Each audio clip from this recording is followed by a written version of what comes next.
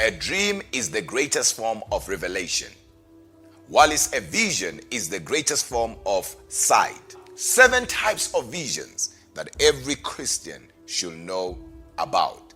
Number 1, mental visions, known to be visions of the mind. This is the first level of the prophetic.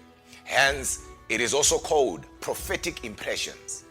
These ones, they normally happen when you are in prayer, especially when you are speaking in tongues or praying in tongues, praying in the spirit.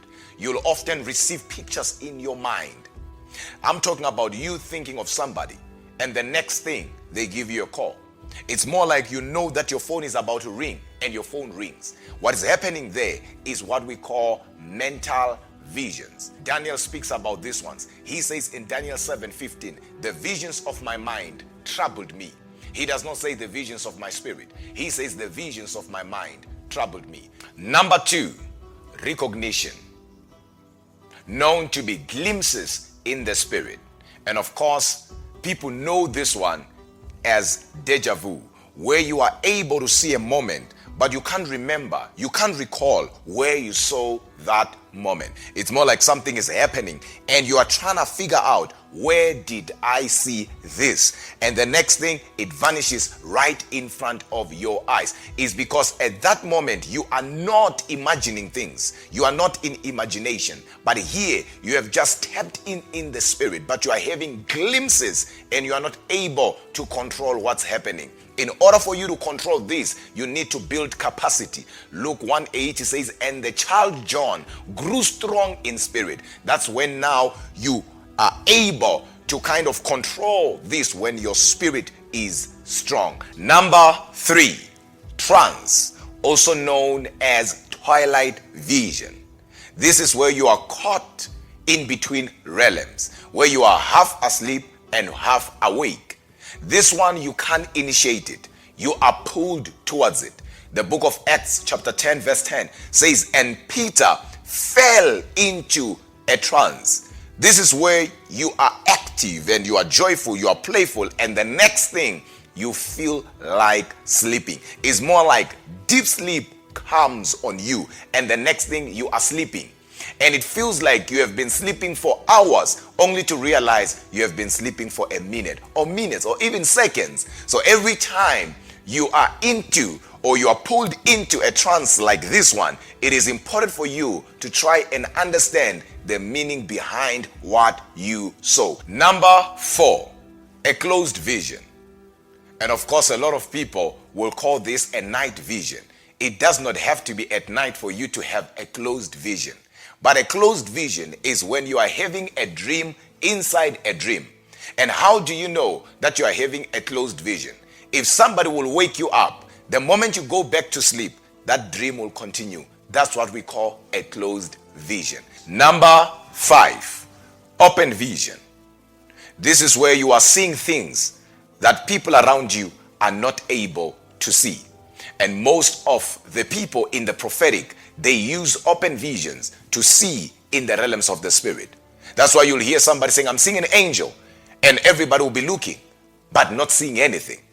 Remember Balaam and the donkey? The Bible says, and the donkey saw the angel, but Balaam could not see it. Why? Because the donkey had an open vision.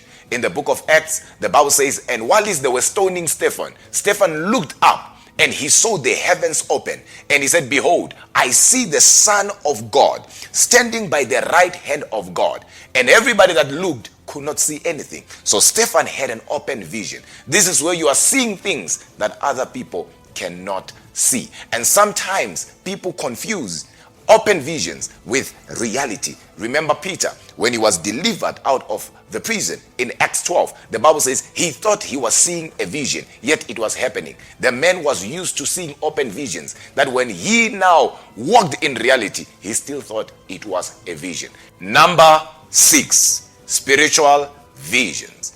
This is the second highest level of vision. The man called Ezekiel operated and functioned in spiritual vision. When you read the book of Ezekiel chapter 1 verse 2, you realize that he's amongst the captives by the river of Chebar. But when you read the entire book, you'll feel as if he is in the places that he is talking about. He was never there, but his spirit was in those places.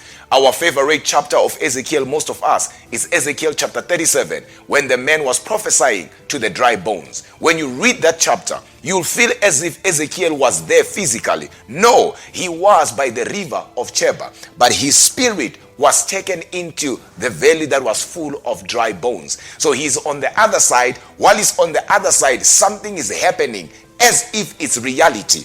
Not only Ezekiel functioned in this prolific and powerful dimension of visions, but also John, the disciple, John, the apostle, when he writes Revelation, he says in Revelation chapter 1, while he was in the island of Patmos, he was caught up in the spirit, and he heard a voice speaking to him. Now in chapter 4 of Revelation, he said the same voice that spoke to me in chapter 1 said to me, look up. And when I looked up, I saw the heavens open, and the voice said, come up hither. So when we deal with spiritual visions, you can travel from one dimension in the spirit to another. While you are in the spirit, now you begin to experience dimensions, levels in the spirit while you are in the spirit. And this is a very deep one. Number 7. And this is the highest level of visions. Mara. Mara, also known to be the vision of God. We all know that Mara means mirror.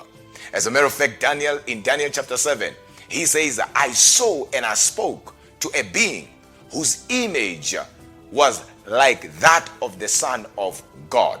He was now in Mara. As we all know that he started in a dimension called Hazar. This is now where he's seeing open vision, closed vision. But later on, the man was in Mara, where